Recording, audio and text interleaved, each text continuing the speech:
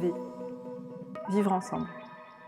Le vivre ensemble est un concept qui a fait l'objet d'un cours de Roland Barthes en 1976 lorsqu'il a été reçu au Collège de France. Alors c'est un concept qui existait déjà en philosophie, qui avait notamment été traité par Hannah Arendt. Mais c'est lui qui lui a donné le plus d'ampleur en lui donnant l'audience du Collège de France pendant une année. Alors Roland Barthes n'a pas procédé de façon très méthodique, ou en tout cas pas comme on pourrait l'attendre.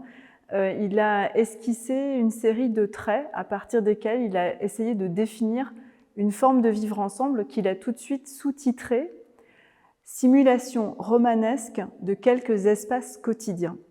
Donc on comprend que le vivre ensemble, c'est avant tout une fiction, ou en tout cas une tentative, à mon avis pour Barthes, sans cesse répétée, renouvelée, rejouée, d'une manière de vivre à plusieurs. Il va s'appuyer principalement sur la pensée d'utopiste sur lesquelles il a travaillé.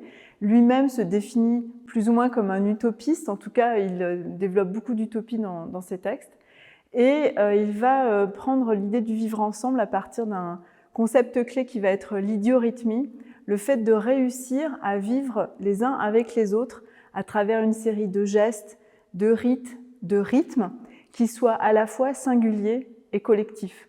Donc on comprend à quel point ce concept qu'il a développé de façon très libre et fictionnelle peut aujourd'hui à la fois nous donner des clés de vivre ensemble, mais aussi de simulation possible de ce que peuvent être les moments collectifs dans un petit groupe, à peu de personnes, ou bien dans des groupes plus grands, malgré toutes les difficultés de ce vivre ensemble, qui est un enjeu évidemment aussi très contemporain.